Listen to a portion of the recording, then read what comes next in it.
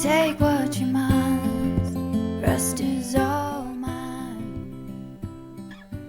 Ooh, I can take away. 안녕하세요. 따뜻한 커피가 있는 황명희의 드림카페입니다. 지난주 미술관도 관람하고 허브농원에 가서 산책도 하고 아로마 족욕도 하고 승마 카페에 가서 시원한 4월의 바람을 느끼며 한껏 여유를 부리는 시간을 가졌습니다. 우리에게는 이런 시간이 꼭 필요할 것 같습니다. 자주 실내에서 보내는 그리고 매일의 일상을 벗어날 수 있는 시간, 자연을 둘러보고 바깥 공기를 마시는 이런 시간을 보내고 나면 우리는 일주일을 또 한 달을 버틸 수 있는 힘을 얻게 되겠죠. 한껏 여유로운 자연의 공기를 만끽하다 보니 오페라 까발레리아 루스티카나의 합창곡 오렌지 향기는 바람에 날리고가 생각났습니다. 들어볼까요? 오페라 까발레리아 루스티카나 중 오렌지 향기는 바람에 날리고.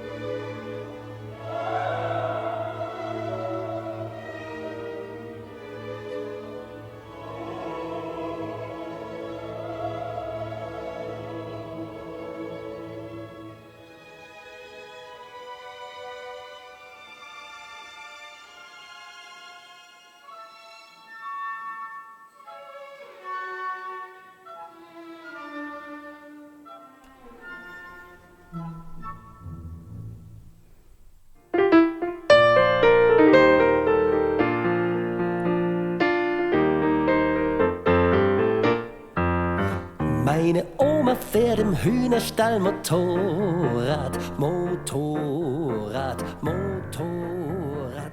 Meine Oma fährt. 내가 알고 싶은 궁금한 이야기. 오늘은 자주 쓰는 말이지만 흔히들 잘못 쓰고 있는 말에 대해 알아보겠습니다. 가르치다와 가르키다는 어떻게 쓰는 것이 맞을까요?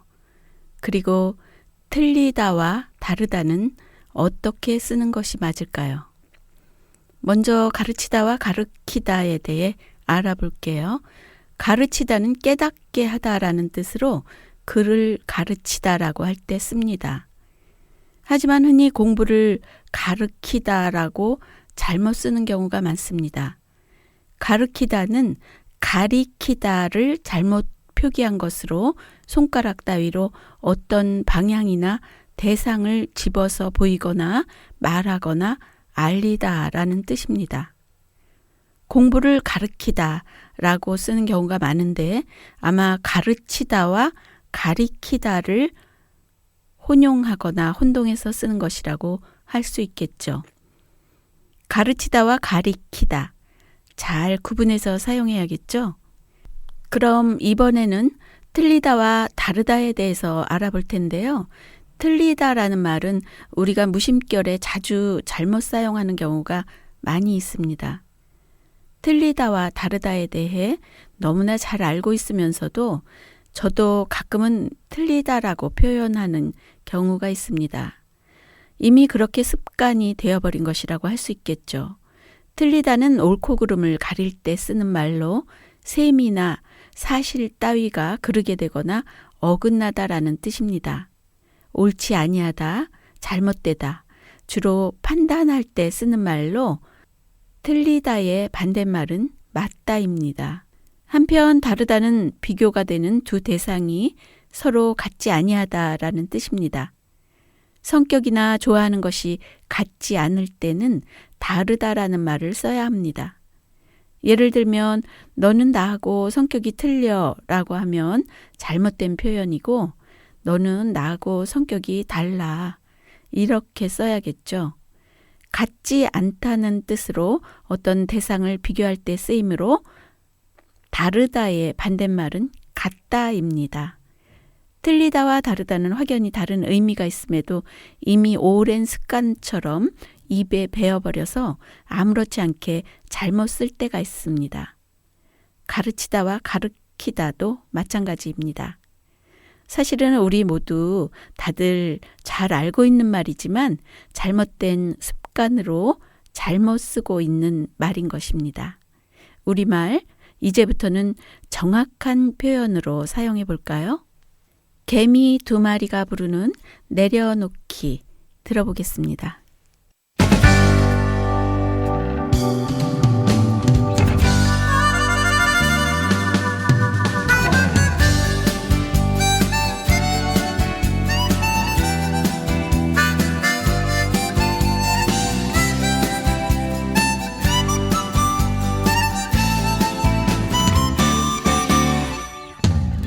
멈춰야만 볼 수가 있어.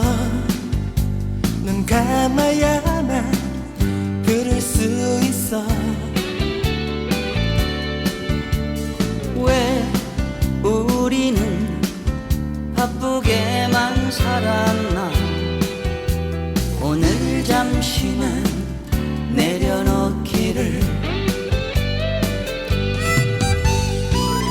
뛰어가면 잡을 것만 같았고 쉬어가면 뺏길 것만 같았어. 그토록 찾아 헤매도 그 모든 것들을 이제 내 안에서 찾아내. 바람이 부는 해변에 앉아 지나온 나를 떠올려본다. 힘겨웠지만 이렇게 살아와줬던 내 모든 것을 사랑한다.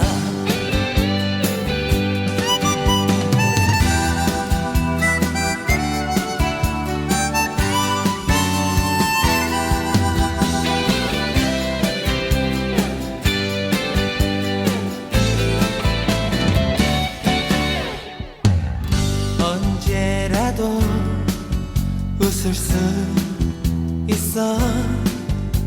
사랑만 하면 느낄 수 있어.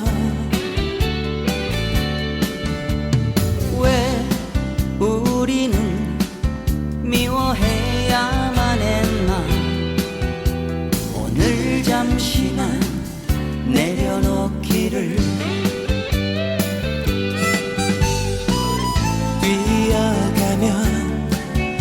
잡을 것만 같았고 쉬어가면 뺏길 것만 같았어. 그토록 찾아 헤매던 그 모든 것들을 이제 내 안에서 찾아내. 바람이 부는 해변에 앉아 지나온 나를 떠올려본다. 힘겨웠지만 이렇게 살아와줬던 내 모든 것을 사랑한다. 힘겨웠지만 이렇게 살아와줬던 내 모든 것을 사랑한다.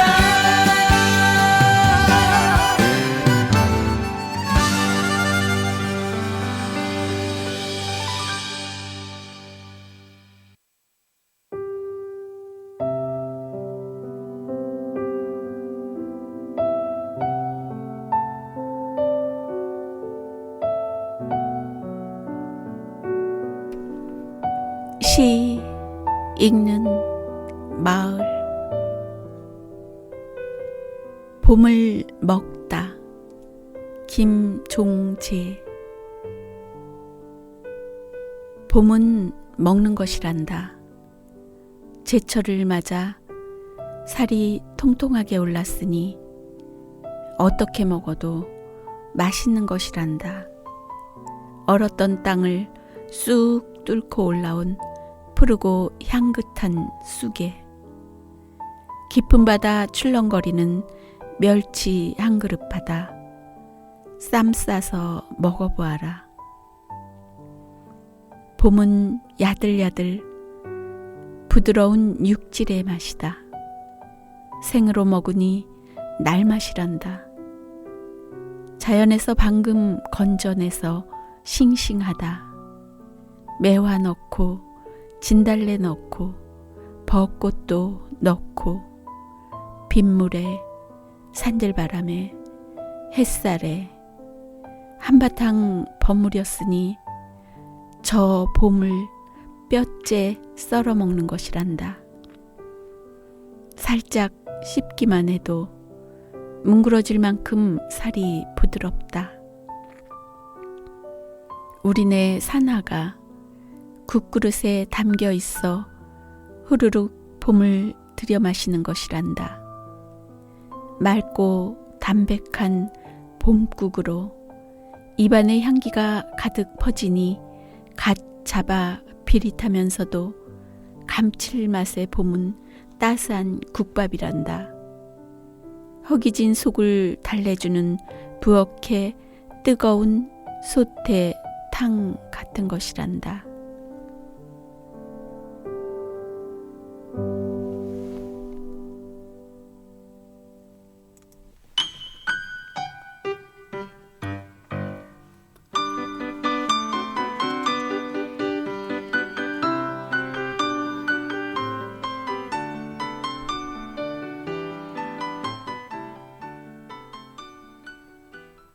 따뜻한 하루에서 보내온 따뜻한 편지 2338호를 읽어드리겠습니다. 충분히 슬퍼할 것. 어릴 때 물가에서 헤엄을 치다가 순간 당황하는 바람에 물속에서 허우적거렸던 적이 있다. 다행히 뒤에서 따라오던 엄마가 바로 나를 건져 올렸다. 엄마는 항상 등 뒤에서 나를 지켜봐 주었다. 그래서 나는 조금 서툴러도 자신 있게 앞으로 나아갈 수 있었다. 돌아보면 엄마가 있어서 든든했다. 그런데 어느 날 갑자기 내 세상에서 엄마가 사라졌다. 뒤를 돌아봐도 엄마는 더 이상 보이지 않았고 이제 돌아갈 곳이 없다는 생각이 들었다. 엄마의 장례식을 마친 다음 날 까치 소리에 놀라 눈을 떴다. 하늘이 맑다. 창밖으로 웃음소리가 들린다. 평화롭다. 모든 게 그대로인데 엄마만 없다. 세상은 놀라울 정도로 아무렇지 않았다. 세상에 사연 없는 사람이 어디 있겠냐마는 웃고 있는 사람들 속에서 내 상처가 제일 커 보였다. 별것 아닌 일로 징징거리는 사람을 보면 이해할 수 없었으며 때로는 우습기도 했다. 그렇게 가시를 잔뜩 세운 채 흘러갔다. 주변에 힘내라는 말이 크게 위로가 되지 않았고 슬픔을 극복하려고 계속 노력했지만 잘 되지 않았다. 엄마를 떠올리는 게 괴로우면서도 엄마와의 시간들을 잊어버릴까 봐 두려웠다. 이러지도 저러지도 못하는 괴로운 나날을 보냈다. 그러다가 애써 잊으려 하지 않겠다고 마음먹었다. 충분히 슬퍼하고 슬픔과 함께 살아가는 법을 배워나갔다. 충분히 슬퍼하고 나니 비로소 내 상처와 마주할 수 있었다. 한때는 평범하고 화목한 가정에서 그늘없이 자란 사람을 보면 부럽기도 했다. 그런 사람은 특유의 밝음과 긍정이 보인다. 하지만 내가 걸어온 길 역시 지금의 나를 있게 만들어준 나만의 길이다. 내 상처를 마주하고 나니 타인의 슬픔도 눈에 들어오게 되었다. 상처의 크고 작음은 없으며 모든 상처는 다 아프다. 바닷가에 깨진 유리 조각이 오랜 시간 동안 파도에 마모되어 둥글둥글한 바다 유리가 되는 것처럼 나도 조금씩 둥그러지고 있다. 예전엔 하루하루가 그냥 흘러가고 있다고 생각했는데 사실은 그렇지 않았다. 엄마를 떠나보내고 세상에 무엇 하나 당연한 건 없으며 사소한 순간조차도 소중하고 감사하다는 걸 깨달았다. 나는 이제 현재를 살 것이다. 떠나간 사람을 위해서가 아니라 온전히 나를 위해서 살자. 내 옆에 있는 내가 좋아하는 사람들과 함께하자. 지금 이 시간도 다시 돌아오지 않을 소중한 순간이니까. 하리, 충분히 슬퍼할 것 중에서. 누구나 사랑하는 사람과의 영원한 이별을 겪습니다. 감당하기 어려운 슬픔 앞에서도 우리는 다른 사람 앞에서 슬픔을 표현하면 뭔가 큰일이라도 날 듯 두려워합니다. 그런데요, 괜찮습니다. 더 많이 슬퍼해도 괜찮습니다. 더 오래, 더 깊이 슬퍼해도 괜찮습니다. 슬픔은 마침내 당신을 더욱 당신답게 만들어줄 테니까요.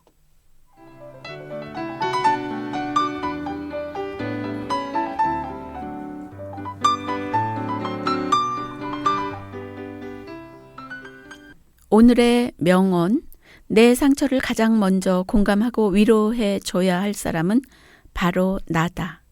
어떤 상황에서도 자기 자신을 지키고 사랑해야 한다. 괜찮아. 어쩔 수 없지 뭐. 다들 이러고 사는 거지. 라는 말로 자신의 감정을 속이면 안 된다. 기쁠 때는 기뻐하고 슬플 때는 슬퍼하자. 충분히 슬퍼할 것 본문 중에서.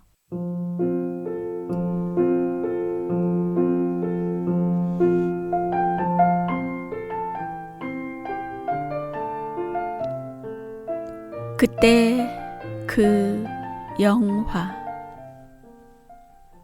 오늘 소개해드릴 영화는 미스터 캣입니다.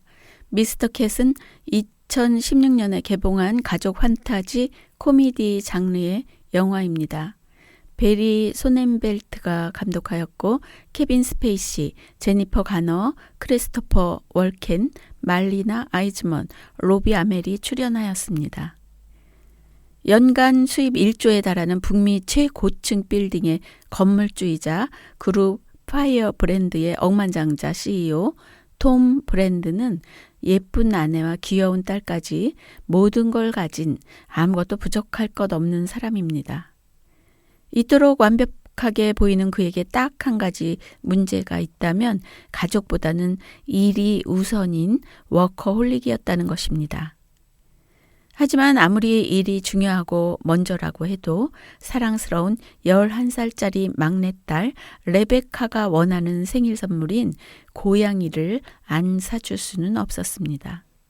무척이나 바쁜 회사 일을 잠깐 미뤄두고 틈을 내서 톰은 레베카의 생일 선물을 사기 위해 펫샵을 찾아갑니다.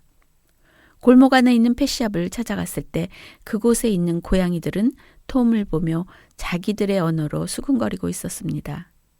심상치 않은 분위기의 펫샵에는 묘한 인상을 풍기는 가게 주인이 있었습니다. 레베카가 좋아할 것 같은 고양이를 골라서 값을 지불하고 나오다가 톰은 세계에서 가장 높은 빌딩을 지으려는 톰의 계획을 망치고 경쟁 관계에 있는 빌딩이 제일 높은 빌딩으로 이름을 올리게 될 위기에 놓이게 되자 비서를 만나서 다그치기 위해 새 빌딩 꼭대기로 가게 됩니다. 고양이를 데리고 빌딩에 올라간 톰은 교활한 비서로 인해 사고를 당하게 되고 빌딩 꼭대기에서 고양이와 함께 떨어지게 됩니다. 그때 펫샵 주인이 나타나 수상한 주문을 외자 순식간에 암흑 속에 갇힌 톰은 가까스로 정신을 차리고 보니 그의 입에서 나온 첫 마디는 야옹 하는 고양이 소리였습니다.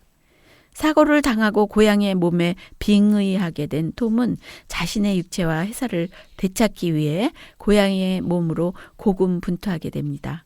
억만장자 CEO의 이혼과 재혼, 아버지에게 인정받으려는 아들의 노력과 회사 내의 권력 다툼, 비범한 분위기의 펫샵 주인 퍼킨스의 미미한 역할에 대한 아쉬움 등 이런 평가에도 불구하고 고양이를 좋아하는 시청자 입장에서는 전 세계적으로 고양이 동영상으로 큰 인기를 끌고 있는 유명 고양이들이 카메오로 출연하는 모습을 볼 수가 있어서 즐겁게 영화를 볼 수가 있었습니다. 아버지와 고양이와 몸이 바뀌었다는 것을 눈치챈 딸의 활약과 혼수 상태인 아버지를 위해서 빌딩 꼭대기에서 낙하산을 타고 뛰어내리려고 하는 아들의 이 모습을 보고 말리려고 고양이의 몸을 하고 빌딩 꼭대기로 올라간 톰은 아들이 낙하산을 타고 뛰어내리는 순간 아들을 말리려고 뛰어가다가 빌딩 꼭대기에서 떨어지게 됩니다. 아들을 사랑하는 마음이 자신의 몸을 되찾으려고 하는 욕망보다 컸기 때문에 자신을 희생한 톰은 다시 자신의 몸을 찾게 되고 혼수 상태에서 깨어나게 됩니다. 이로써 고양이는 고양이의 몸으로 돌아가고 톰 브랜드는 자신의 본래 모습으로 돌아가게 됩니다. 고양이를 의인화한 환타지 영화 미스터 캣은 일에 대한 헌신도 좋지만 가족의 행복이 우선이고 가족의 소중함을 지키기 위해서는 헌신적인 사랑의 힘이 있어야 한다는 것을 보여줍니다. 가족의 사랑을 주제로 한 미스터 캣은 고양이를 좋아하는 사람들이 즐겁게 볼 수 있는 가벼운 영화입니다.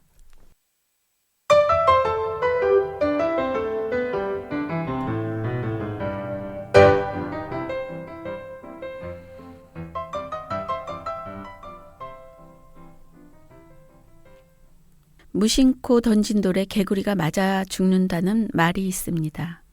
본인은 별뜻 없이 한 말이지만 상대에 대한 예의나 배려 없이 내뱉은 말이 다른 사람에게 상처를 주고 기분을 상하게 할 수 있다는 말입니다.